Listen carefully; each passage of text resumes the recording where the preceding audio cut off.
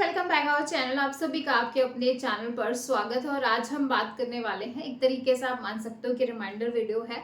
और एक जो है बहुत सारा जो है क्वेश्चन आ रहा है कि मैम आज लास्ट डेट है और क्या बीटेक आईटी और बीएससी आईटी वाले बच्चे फॉर्म भरते हैं, क्योंकि अभी तक हमारे आईटी और आईटी को लेके अभी तक जो है कोई भी अपडेट नहीं आया है कि भाई ये बच्चे भी एलिजिबल होंगे या नहीं होंगे। ठीक है, आज हम इन सारे पॉइंट्स पे बात करने वाले हैं। और जिन बच्चों ने फॉर्म नहीं भरा है वो फॉर्म भर दीजिए।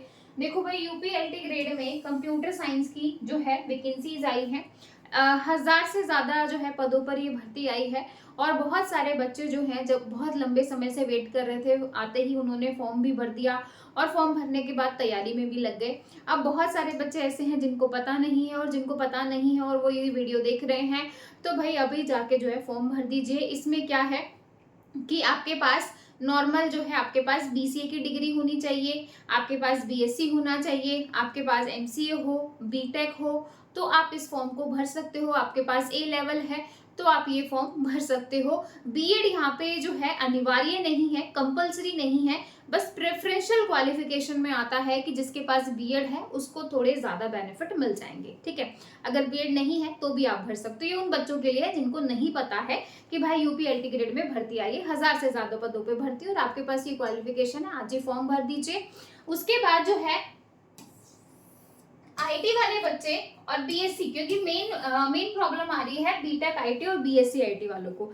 जब लास्ट 2018 में ये भर्ती आई थी तो उस टाइम पे क्या हुआ था कि वहां पर भी आईटी वाले बच्चे एलिजिबल नहीं थे। जबकि हम केवीएस में फॉर्म भरते हैं या फिर आप कहीं पर भी कंप्यूटर साइंस का फॉर्म भरते हो तो वहां पे आईटी और सीएस को इक्विवेलेंट माना जाता है। बीटेक सीएस और बीटेक आईटी दोनों जो है इक्विवेलेंट डिग्री में आती हैं, दोनों में कंप्यूटर के सारे सब्जेक्ट पढ़े जाते हैं। लेकिन जब लास्ट टाइम यूपी में आया था, जब भर्ती आई थी, तो वहां पे भी आईटी को जो है आईटी के बच्चों को एलिजिबल नहीं किया गया था। और उस टाइम पे बच्चों ने ज्यादा जो है वो चीज भी नहीं दिखाई कि हम लोगों को भी एलिजिबल करना चाहिए, इसलिए जो है सरकार ने इम्प्लीमेंटेशन नहीं किया। जब 2018 में भर्ती आई थी तो वो बीएड के साथ आई थी, लेकिन भाई आपको पता है कि सिर्फ 36 बच्चे सेलेक्ट हुए थे, और उसकी वजह से जो है अब की बार सरकार ने बीएड को एक तरीके से हटा दिया, मतलब प्रेफरेंशियल क्वालिफिकेशन में रख दिया, कंपलसरी नहीं रखा जो 2018 में रखा था, कहीं ये सोच के कहीं अब इस बार भी खाली वैकेंसी ना निकल जाए।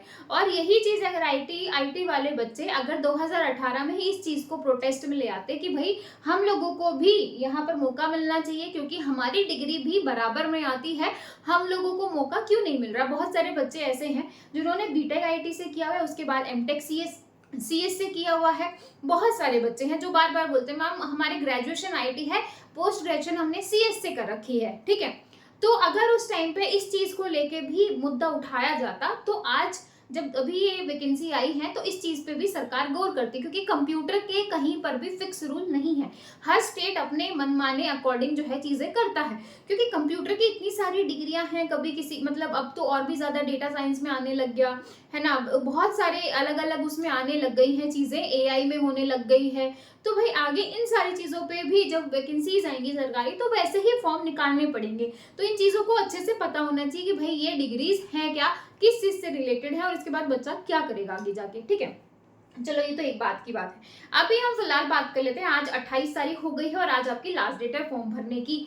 तो भाई मैं आप सभी को यही सजेस्ट करूंगी, जैसे मैंने पहले बताया था कि भाई आईटी और बीएस जो बीटेक आईटी और बीएससी आईटी वाले बच्चे हैं उन्होंने कोर्ट में जो है केस डाल रखा है ना, और कोर्ट में केस डाल रखा हो सकता है, क्योंकि अगर वहां पे केस मजबूती से रखा गया तो डेफिनेटली आप लोगों को मौका मिलेगा, क्योंकि हर जगह आईटी और सीएस को इक्विवेलेंट बोला जाता है, बराबर की डिग्रियां बोला जाता है।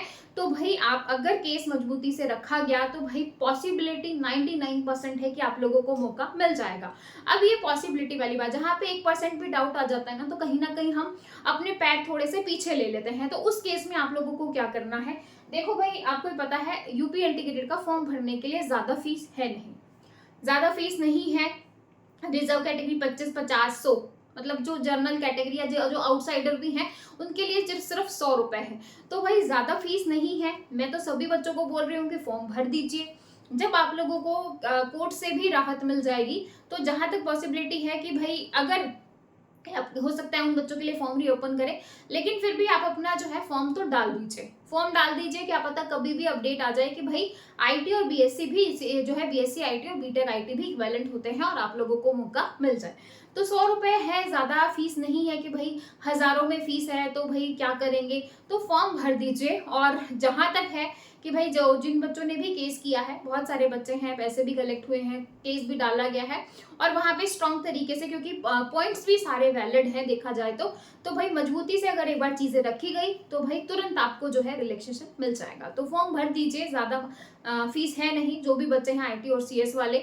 और एक बार अच्छे से आवाज उठा दी सारे बच्चे, अगर आप यूनिटी में इकट्ठे होगे तो डेफिनेटली आप लोगों को मौका मिलेगा। अगर आप टुकड़ेबाजी में चीजों को करोगे तो नहीं है, लेकिन सारे बच्चे अगर एक साथ होकर चीजें करोगे, मैंने पहले भी बोला है कि भाई सारे बच्चे इकट्ठे हो तब जाके चीजें काम करेंगी, ऐसे काम नहीं करेंगी। तो आपको सबको इकट्ठा होना पड़ेगा, अपना पक्ष मजबूती से रखना पड़ेगा, तब जाके मौका मिलेगा। ठीक है, तो यही अपडेट थी भाई। अब क्योंकि बच्चे मुझे सुबह से बोल रहे हैं कि मैम आज लास्ट डेट है, हम क्या करें हम क्या करें, तो भाई फॉर्म भर दीजिए। जिस बच्चे ने, भाई ओटीआर करना बहुत जरूरी है, ओटीआर के बाद ही आप फॉर्म भर सकते हो, तो ये चीज आपको पता होनी चाहिए। बाकी आपका कोई भी डाउट है, कमेंट सेक्शन हाजिर है, कमेंट करके बता सकते हो।